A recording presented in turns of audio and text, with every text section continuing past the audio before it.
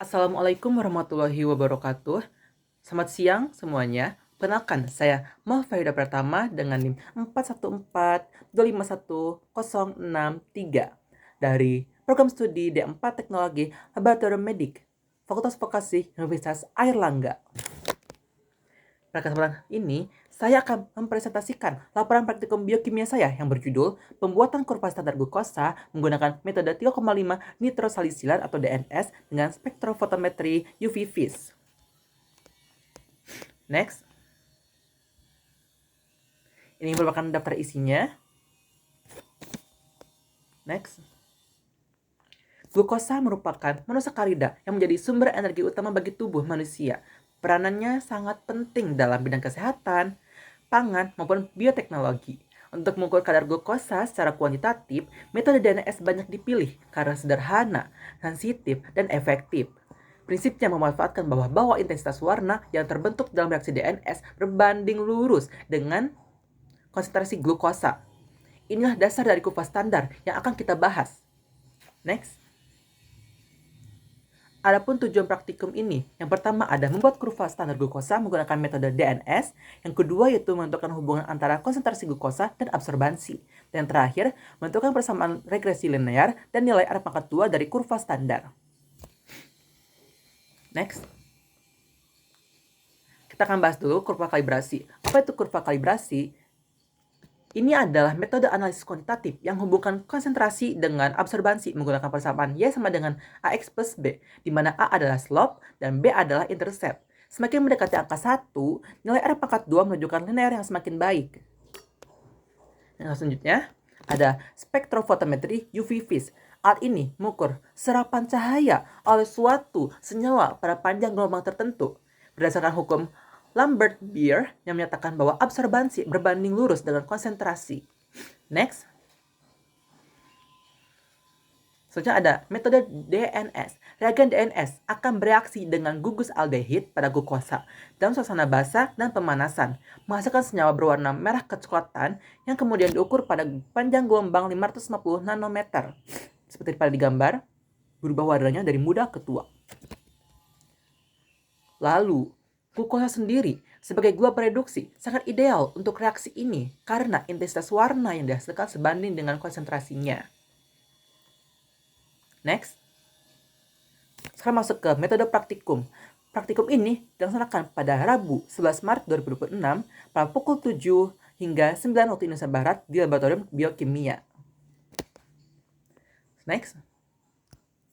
Ini ada alat dan bahan. Yang pertama kita bahas alat dulu, meliputi spektrofotometer UV vis, mikropipet, tip mikropipet, mikrotub, rak mikrotub, vortex, perangas air, perangas es, beaker glass, dan stir magnetik. Selanjutnya ada bahan, larutan glukosa stok 10 mg per ml, reaksi DNS, aquades, NaOH, kalium atau natrium tartrat atau garam rosel, asam 3,5 nitrosalisilat, natrium sulfit, dan fenol kristal.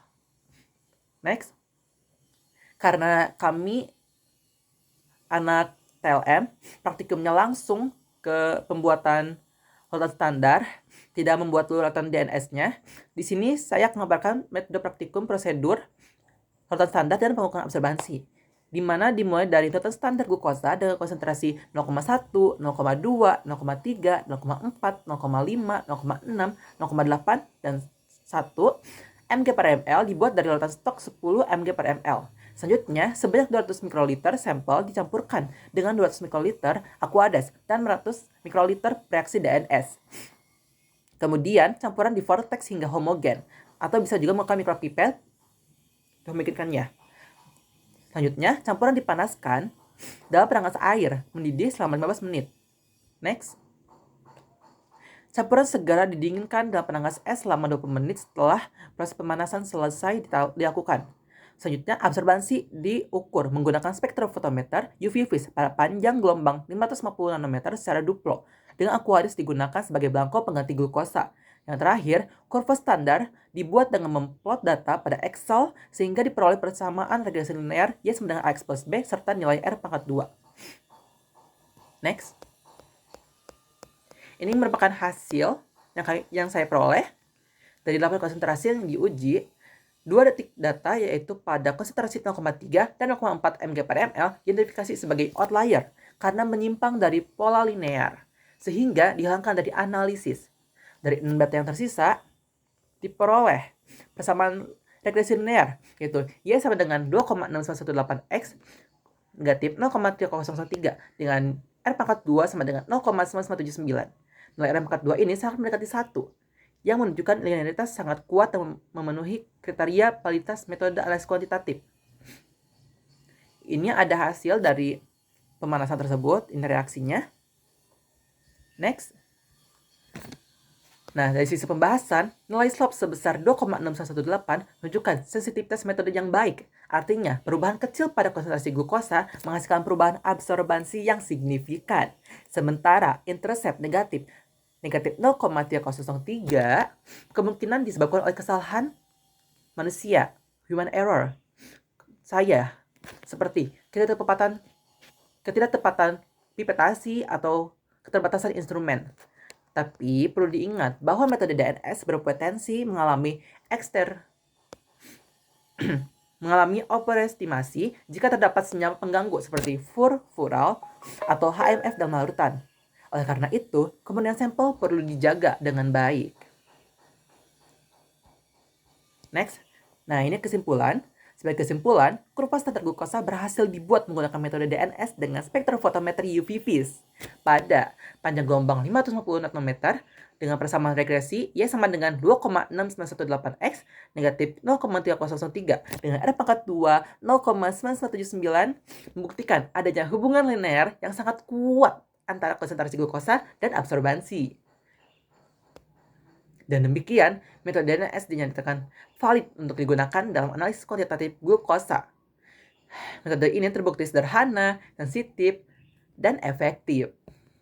Lalu ada saran juga untuk perbaikan ke depannya, yaitu harus meningkatkan ketelitian pipetasi, lalu juga mengontrol waktu pemanasan atau pendinginan, dan juga meminimalisir kesalahan baca alat spektrofotometer. Next. Ini ada daftar pustaka yang saya gunakan.